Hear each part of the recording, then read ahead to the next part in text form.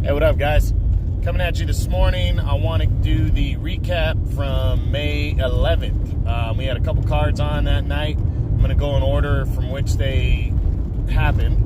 We're going to start off with the Fox card. Now, the co-feature, I didn't get to see most of this fight. It was Matt Korobov against Emmanuel Aleem, I think was the guy's name. I got to watch a little bit of it as I walked out because I was taking my mom out for Mother's Day.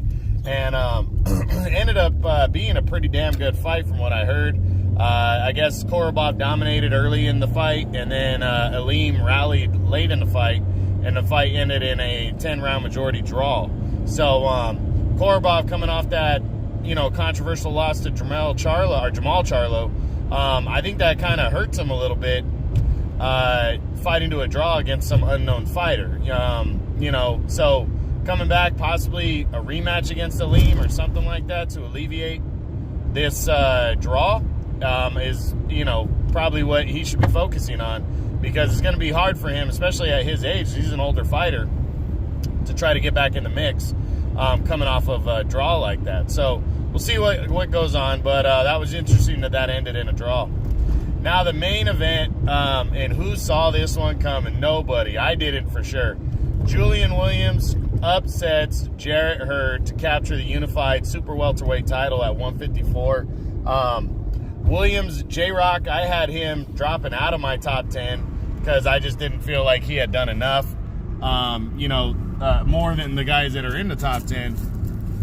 And he came in and just completely outworked and outclassed Jarrett Hurd in this fight. I mean, Hurd just was lunging with a lot of his punches. He was throwing, just wide shots, and J-Rock was fighting on the inside and just catching them and landing the better, cleaner, harder shots. He put Hurd down in the third round, and yeah, just an impressive performance. No doubt he won that fight, unanimous decision, and that's his career best win. He's a unified super welterweight champ, so what a win. Knocking off the number one fighter at 154. Jarrett Hurd's one of my favorite fighters in boxing right now. And you know what? I absolutely think he was overlooking J-Rock. I really do.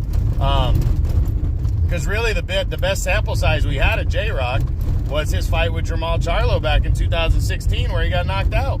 So, I don't blame Jarrett Hurd in a way for overlooking the guy. I mean, who would have thought Julian Williams didn't even look that good last year? He beat a guy named Nathaniel Gallimore, and he didn't beat him by much. So he hasn't really fought anybody big outside of Ishe Smith since the loss to Charlo. So, yeah, it's very understandable that Hurd was overlooking this guy, but you can't overlook anybody in boxing. You never know. And you can't judge one fighter off of one loss. You just can't. You can't judge any fighter based on one defeat, because you never know what that fighter has and what they can do. So congratulations to J-Rock. Very impressed with that win. Gotta hand it to the guy. And we'll talk about him and what he's doing next and all that stuff when I do my what's next week. Yeah. So now we'll get into the ESPN card where we had two rematches. We'll go to the co-feature first, where we had Emmanuel Navarrete defending the WBO 122-pound, which is super bantamweight, world title against the guy he took it from, Isaac Dogboe. This fight I wasn't expecting to be so one-sided, but Navarrete he put it on Dogboe again, and almost the same exact way, even worse, because the fight should have been stopped a lot earlier. Navarrete dominated Dogboe from start to finish. He eventually got a 12th round TKO.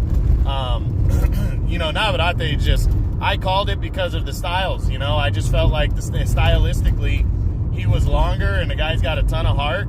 He's a bigger fighter, taller, longer, throws a lot of punches, and Dogboe was having a hell of a time getting inside of Navarrete the first time, and I just did not see stylistically Dogboe being able to handle Navarrete, and he couldn't. But I thought the fight would be closer than it was the first time, because I think Dogboe was overlooking him the first time out, but Navarrete proved that he's just flat out better than Dogboe.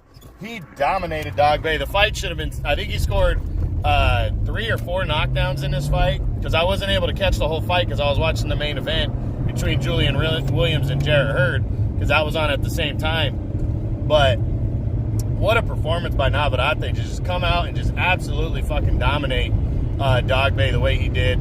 I very disappointed in the referee in this fight, but more Dogboe's corner, his father, very disappointed. You know, when you're looking out for your fighter, that's one thing. When you're looking out for your son, that should be another thing. And Dogboe was getting the shit beat out of him. His dad should have thrown in the towel way earlier. He waited till the 12th round. I mean, Dogboe was beat to shit. And, you know, I mean, how do you do that to your kid?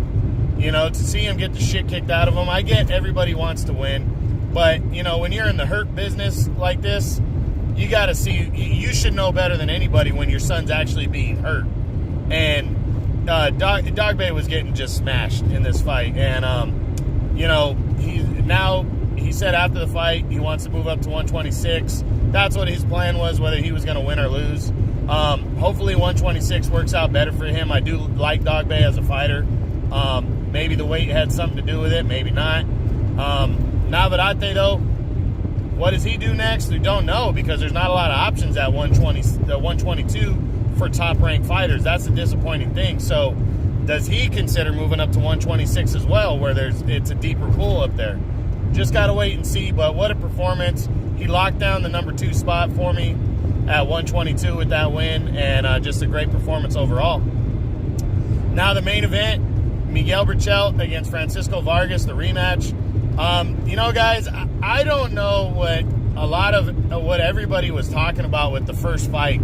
They were saying how the first fight was such a good fight. It really wasn't.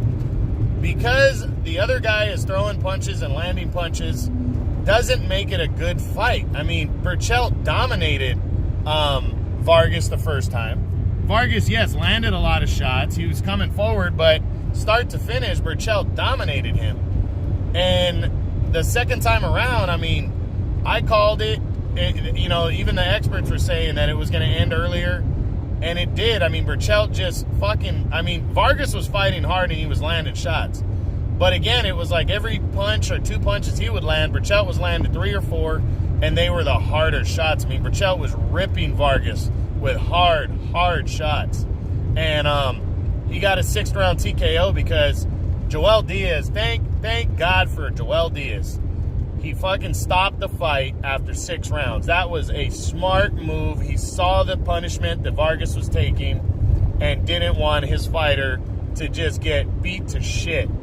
You know, and he showed, for somebody who's not even his kid, you know, that the Dogboe camp, that they need to wake the fuck up, you know?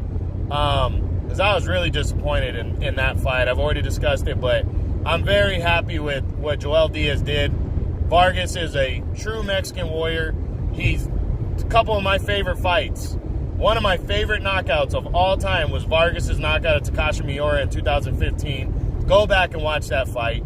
Fucking badass fight. And then his fight with Orlando Salido in 2016 was fucking awesome. Both of those fights are fights of the year. This guy gave his heart, true Mexican warrior. Gotta hand it to him. You know, but Berchelt is just bigger, stronger, younger. I mean, just he just had the edge on him in every way. And Berchelt is purely in his prime. Good to go. Great performance by him. I mean, he just dominated. He showed why he's the number 1 fighter at 130 right now. I mean, there's no dispute. I know you got your Gervonta Davises, but Davis hasn't really done anything outside of beating Jose Pedraza. He hasn't beaten anybody else. So you really got to look at the resumes. Miguel Berchelt is badass. You know, we'll talk about what he's doing next later, but the champions came out swinging in the ESPN card, and just an impressive performance. So that's it. I'm going to come back tomorrow with the preview on this weekend. We got 3 good cards coming at you this weekend. Make sure you're watching. True Boxing, guys. Been hit with the truth.